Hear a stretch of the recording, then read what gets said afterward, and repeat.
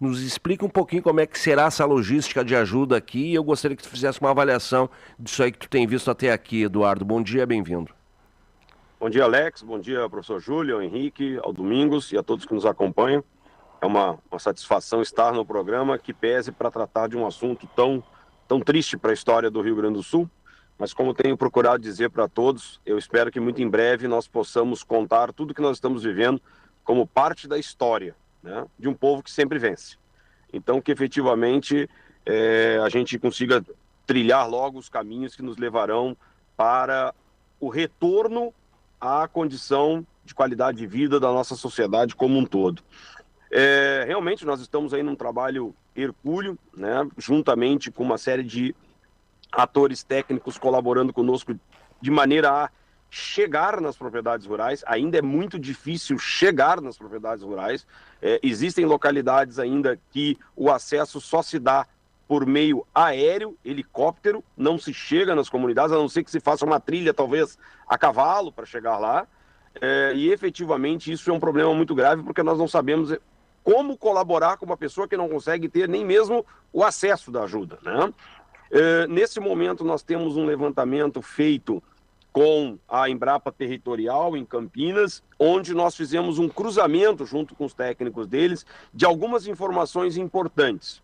Nós identificamos, nós temos imagem de satélite das semanas de enchente, estamos trabalhando, concluímos já o trabalho em cima da primeira semana de enchente, ainda a primeira semana de maio, e nesse trabalho, então, há uma identificação de toda a mancha de inundação ou desbarrancamento no estado do Rio Grande do Sul. Fizemos um recorte para os 109 municípios que nos parecem ser de maior gravidade. Os 78 que estão, ora, em calamidade, segundo o decreto estadual, e mais 31 que estão no que nós chamamos emergência em rota. Existem municípios que estão em emergência, não em calamidade, mas que estão na sequência de municípios em calamidade, às margens dos grandes rios do Rio Grande do Sul.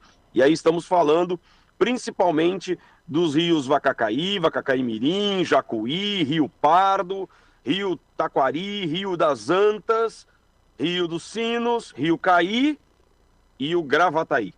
Fora toda a Lagoa dos Patos. Das 10 ou 12 principais cursos d'água, corpos d'água do Rio Grande do Sul, 8 deles estão com problema nesse exato momento. Então vocês imaginem que nesse diagnóstico nós identificamos, ao cruzar com a geolocalização dos domicílios informados nos censos na zona rural, só zona rural, nós encontramos em 109 municípios 16.800 propriedades ou casas que estariam, de alguma forma, debaixo d'água. Seja com uma lâmina menor, seja com uma lâmina maior. E o primeiro trabalho nesse momento é chegar nestas casas. Nós precisamos conversar com todas essas pessoas, estamos articulados, né, com todos os nossos técnicos, nós já destacamos uma equipe de quase 260 pessoas que estão a campo, alguns já estão a campo, outros entram no decorrer dos primeiros dias da semana que vem, entre segunda e quarta-feira, e recebemos, como tu dissesse, este apoio da nossa administração central, da CNA, da própria Federação da Agricultura, que lá esteve na pessoa do presidente Gedeão, para que tivéssemos não só o aporte financeiro, porque muita coisa não vai se resolver só com manejo, muita coisa não vai se resolver só com tecnologia, muita coisa vai exigir dinheiro mesmo. É dinheiro para recompor fertilidade de solo, é dinheiro para recompor galpões de máquinas, é dinheiro para recompor casas das pessoas. Isso vai exigir, não é infelizmente, quem dera pudéssemos resolver, como a gente vê na maioria das assistências técnicas, que os primeiros passos conseguem ser dados com manejo, com algo que custa pouco, muito mais é comportamento e forma. Neste caso particular, inclusive diante da pequena experiência que tivemos lá no Taquari em setembro do ano passado, muito passa por disponibilidade de dinheiro para comprar as coisas mesmo.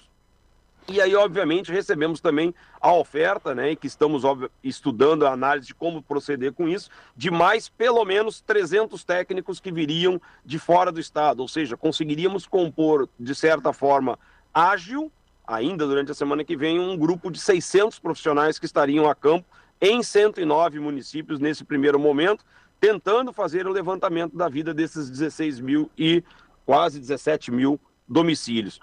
Muita coisa já foi levantada, muita coisa já tem órgãos e departamentos e sindicatos que já fizeram estudo. É óbvio que vamos nos valer deles, porque a gente, na medida do interesse das pessoas, o objetivo é atender o produtor, atender o trabalhador rural, o morador da zona rural, e o nosso trabalho está dividido em duas levas. Num primeiro momento, inclusive já está sendo adquirido, deve estar chegando já durante a semana que vem, o primeiro kit quase que de sobrevivência quando a gente chegar nessas propriedades rurais, Alex. Porque as pessoas, como nós vimos no Vale do Taquari, alguns terão tido problema com falta de solo, alguns tiveram uma inundação na área de produção, mas alguns que nós estivemos visitando em Santa Teresa, por exemplo, o cara chegou de volta na casa dele e o que tinha era o contrapiso da casa e um amontoado de tijolos logo mais à frente. Era isso que ele encontrou quando chegou lá. E para isso, inclusive, até mesmo colchões, travesseiros, roupa de cama, cobertores, caixa d'água, tratamento de água de forma caseira, isso tudo está sendo providenciado para essa primeira chegada.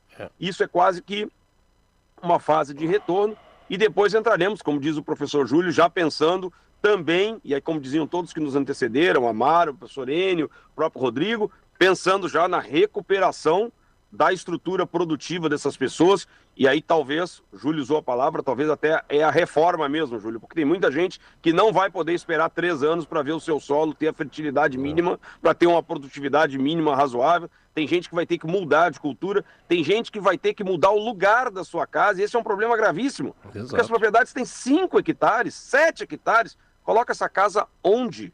No final das contas. Então já até mesmo a formação de pequenas agrovilas já se pensa em montar em algumas regiões, de maneira que as residências fiquem todas aglutinadas num lugar um pouco mais distante e a área de produção continue onde ela tem que estar, porque é o único lugar que tem. Então o trabalho é muito, muito grande e imaginamos que efetivamente o que nós não podemos, nenhum de nós, estamos todos num local seco e abrigado nesse momento, é não deixarmos de zelar pelo maior agilidade possível. O que o Condorelli traz aí nesta ilustração de cenário, nós nunca vivemos guerra, né? A nossa geração nunca teve guerra, mas é o que me parece que mais se aproxima, pelo menos, de um cenário pós-guerra. Nos fale os próximos passos do cenário. Bom, Alex, então semana que vem teremos a visita da nossa delegação de Brasília, né? Eles vêm para fazer esse acompanhamento conosco dessa primeira rodada que pessoalmente estaremos fazendo ao interior do estado. Independente dessa visita, o trabalho já continua no interior, já com os 230 que imaginamos até quarta-feira se somarem aos 30 e poucos que já estão desde ontem. E efetivamente imaginando, já desenhando como serão a chegada de mais outros 300, se assim entendemos que vai ser necessário, tá?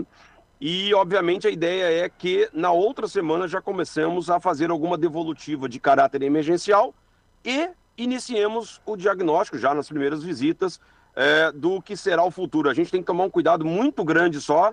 Conhece, óbvio, todos nós aqui estamos preocupados também com o ressurgimento econômico e social das pessoas, mas talvez essa tenha que ser uma discussão que, em muitos casos, não será na primeira visita. Em muitos casos, a primeira visita será de dar um abraço e deixar chorar no ombro, porque o que eles vão ver é a casa no chão. Então, efetivamente, o que nós queremos é, junto com as outras entidades, junto com todos que puderem, Júlio, efetivamente estarmos todos a campo, organizadamente, porque não adianta estar 3 no mesmo lugar e alguém faltando em outro. Nós estamos todos juntos para darmos esse apoio a quem com certeza está vivendo algo que nenhum de nós 5 que aqui estamos e todos que nos acompanham não temos nem ideia do que possa significar na vida de todos nós. Então esse é o trabalho da próxima semana, Alex.